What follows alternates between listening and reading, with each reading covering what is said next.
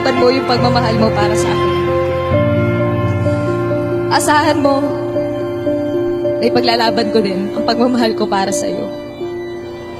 Hanggang sa dulo. Wear this ring as a sign of my love and loyalty, and as a pledge of my care, responsibility, and concern for you without end. In the name of the Father, and of the Son, and of the Holy Spirit.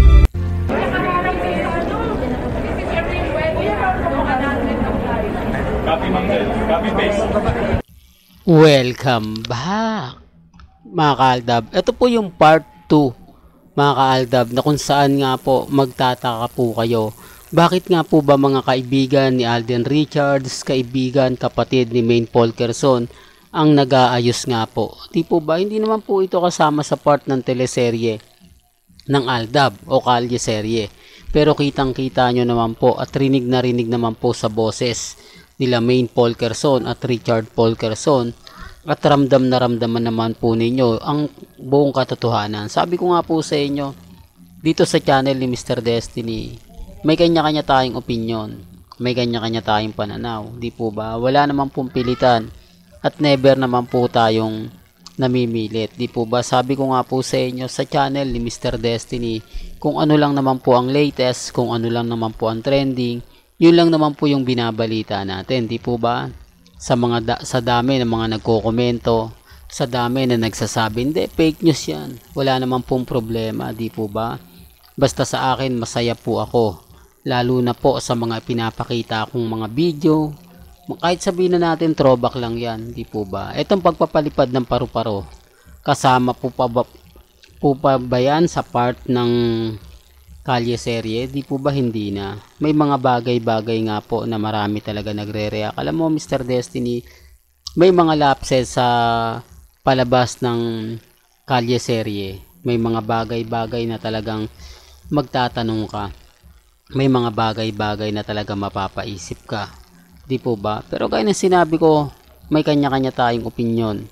May kanya-kanya tayong pananaw. Lalo na po pagdating sa mga ina-update natin, may kanya-kanya tayong senaryo. Nire-respeto ko naman po yun at ginagalang. Pero gaya na sinabi ko, pinapaliwanag ko, dito wala naman pong pilitan. Dito, hindi po ako namimilit kung ano po yung sa tingin po nila ang maganda o hindi. Di po ba? Alam niyo, sa totoo lang, napakarami po nilang sinasabi na talagang mapapaisip ka. Napakarami po nilang reaksyon, komento na talagang masasabi mong eto ba yon? Totoo ba to? Etc. etc. Mga simpleng katanungan na ayaw po nilang marinig. Mga simpleng katanungan na sa kanila mo lang talaga makikita. Pero bago natin ituloy itong magandang video na to, mga kaaldab, kung bago ka lang sa channel na to at isa kang true-blooded Aldab Nation na nagmamahal kina Mengay at Isoy, tama po ang channel na pinuntahan mo, kaya consider na po kitang bagong subscriber. At huwag mong kalimutang i-share ang mga video po natin sa mga mami, sa mga titas at sa mga senior. Dito po sa video na to, marami na pong nagre-react, marami na pong napapaisip, marami na pong nagtataka, marami na pong nagtatanong. Ito yung mga magandang part ng video na kung saan nangyari at naganap. Gaya nga po ng lagi kong pinapaliwanag, lagi kong sinasabi, wala po na makakaisip na paghihiwalay ng Aldab. Di po ba? Pero dumating ang point na nagulat na rin po kami at ang buong Aldab Nation na paunti-unti po pa talagang inaalis ang Aldab. Pero wala dumating yung point na tayo pa rin po yung baki. Tayo pa rin po yung panalo. Sinasabi ko lang po ito para lang po sa kaalaman ng lahat. Ako, kumbaga maging kampante lang po kayo. Ano man po yung issue na lumabas, ano man po yung sabihin nila, ano man po yung mga ipakalat nila, siguro naman po nababasa nyo yan, siguro naman po napapanood nyo, siguro naman po napapakinggan nyo, di po ba?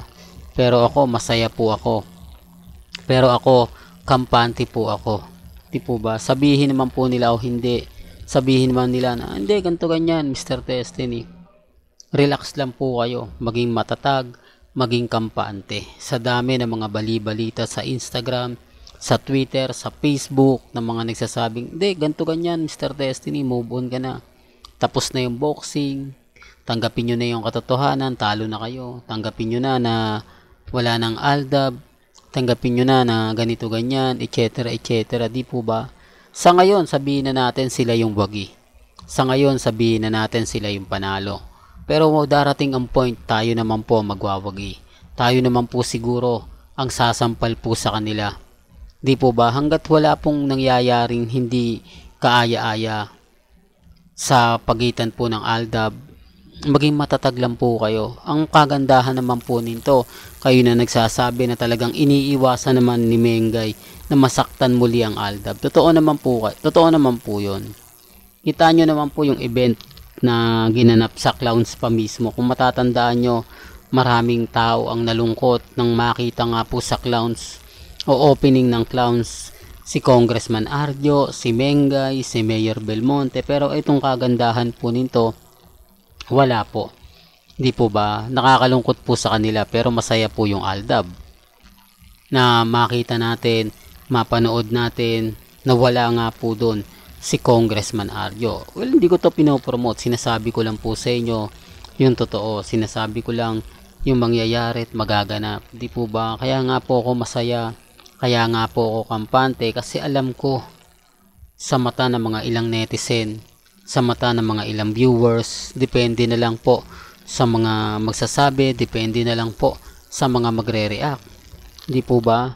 Ngayong pinakita na natin tong video na to, marami na naman po sigurado magre-react at sasabihin, kaya na naman ang video ng Aldab.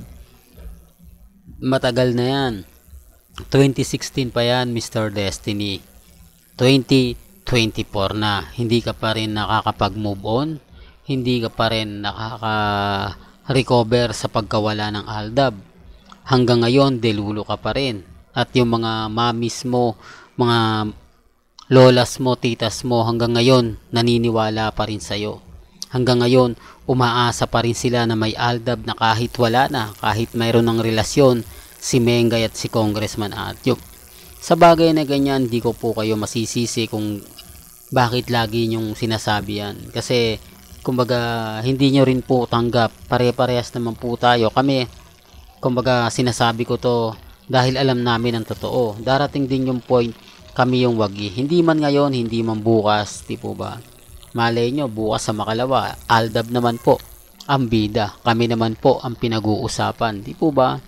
Kaya nga sabi ko sa inyo, maging kampante lang kayo. Maglalabas pa po ng napakaraming video si Mr. Destiny. Maglalabas pa po tayo ng mga ganito pang mga video na kung saan isasampal po natin sa kanila. Na kung saan ipapakita po natin sa kanila. Sa mga ayaw maniwala, sa mga nagsasabi na hindi, ganito, ganyan, Mr. Destiny, move on ka na, tapos na yung boxing. Talo na kayo, tanggapin mo na lang ang katotohanan na wala ng Aldab. Di po ba? Alam niyo sa totoo lang po, ako nga po masaya eh. Ako nga po kampante. Ako nga po hindi nagpapatinag, hindi po ako nagpapaapekto, lalong-lalo na po sa mga mami, sa mga tita, sa mga senyor na nagmimisto lang, kumbaga kampante, nagmimisto lang matatag, lalong-lalo na po pagdating sa social media. Kaya nga po sabi ko sa inyo, maging kampante lang po kayo. Hanggat naan dito si Mr. Destiny, hanggat naan dyan po kayo, patuloy po akong magbibigay ng napakaraming update. Patuloy po akong magbibigay ng mga kaganapan sa Instagram, sa Twitter, at sa Facebook. Kaya relax lang po kayo, maging matatag, maging kampante. Di po ba? Chill-chill lang po tayo. Well, hanggang dito na lang po ang ating latest updates. Kaya kung gusto nyo pa po ng pinaka-latest at sariwang update, abay tumutok lang po kayo dito po sa channel ni Mr. Destiny para updated po kayo sa mga bago at sa mga latest nga po na i-upload po natin maya-maya lang. Hanggang sa muli, salamat po sa panonood at pakikinig.